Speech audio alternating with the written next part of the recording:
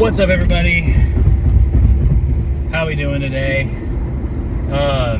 Wanted to do maybe another Lampy Rambling because I'm kind of right in the middle of, or very deep into YouthX like prep. So I'm thinking about schedules and just double checking all of the gear we have coming in and just the process and load in. And I thought it would be a good idea to like explain kind of my process for making sure I kind of have everything. And I'm thinking through, so there's a process, this isn't new, it's just called 360 thinking.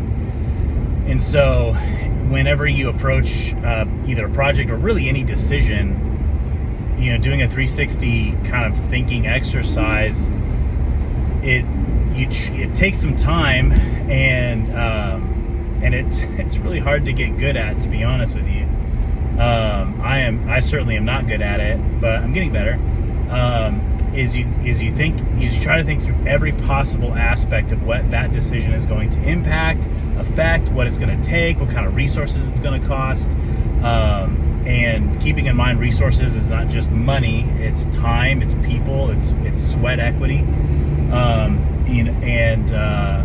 What teams need to be involved, when, what are the timelines, do those timelines affect other things?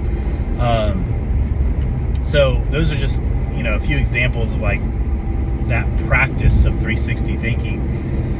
And I kind of apply it to when we have these events that come in. I kind of act as the production manager for it, and along with being like the designer and the LD and all of that. And so doing this method really helps me think through from a PM standpoint. Am I thinking about everything? Am I thinking through timelines? How are these timelines affecting people? What teams do I need there? How do I need to communicate to those teams? What times are these things happening? Do we need to bring in food? Do we need to have snacks? Are there dietary restrictions or accommodations we need to make? Is there, where are we going to eat? Do I need to, do I need to reserve a room or communicate that? Is it already booked? Do we have lifts on site? Do we have adequate power for everything? If we don't, how do we need to get power? All of the things that and so, because I'm right in the middle of like building out the schedule for our in, and then I'll move on to our out for YouthX. And this process just takes a long time. A lot of it is because I'm running through the load in my head, and kind of just like you would edit something. I'm like hitting pause, rewind, playback, kind of hyper fixating on a piece of something and going, do we have everything that we need for that?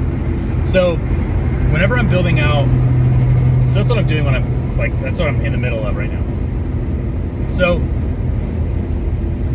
just a good practice that I have when it comes to let's just take rigging, for example, and making sure that I have every piece and everything that I am, of the puzzle for whatever it is that we're rigging. And so just a practice that I've started is just start at the top. It's very simple. This isn't groundbreaking. And I go, okay, so let's start at the steel. So I need either a beam clamp or steel and burlap, right? So that's my starting point. Well, what is one layer below that? The shackle. I've got to attach the motor to something, and so I've got to do steel and burlap, or a beam clamp if I'm so fortunate to have one of those, and I need to have a shackle. So shackle, steel burlap, shackle. So these are like the gear list that's in my head. Okay, motor, boom. Okay, detail, motor up or motor down. All right, so if I'm doing, let's just do we're doing motor down. Okay, you just hook it and you're done, because the motor is going to travel with the truss. Motor up, you have to think about basically cable management, because the motor is not going to travel with the truss when it goes up and down. So the other piece of that is, how am I powering the motor, right? So we use P14 motor cable. So, okay, P14 cable, great. All right, what is that hooking into? Well, it's hooking into a motor controller. Okay, do I have the motor controller accounted for? So yes, I've got to account for that.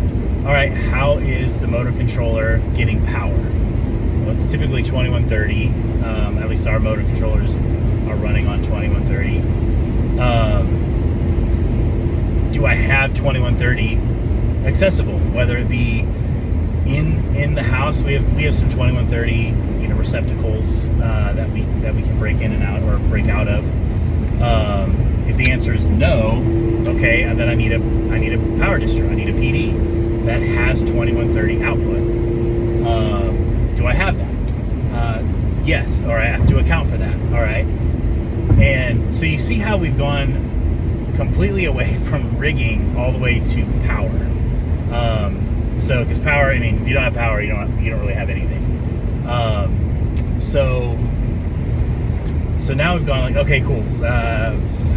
Then we go into, you can go into load calculations. Let's say you got a 200 amp or 400 amp breakout. Okay, we have that. Okay, where's that? Where are we putting? What's the relationship between the power distro and the like the company switch, right? Okay, it's 65 feet.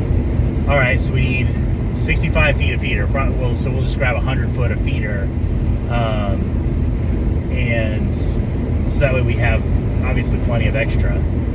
So we've very quickly gone from steel and burlap to how much feeder we need from the company switch to the power distro, okay, and locations of which. So you see how like the process is like, okay, I gotta kind of rewind and go back. Okay, all right, we've solved the power situation with the motor. We're gonna go motor down, all right.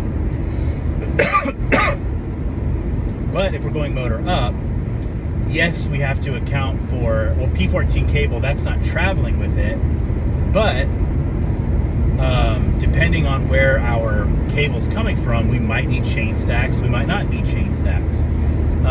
But anyway, let's keep moving down. So in this instance, we're going to be motor down. So we got a hook, steel burlap, shackle, motor hook, the bottom hook, because we're doing motor down. And then now we are to the motor at the truss.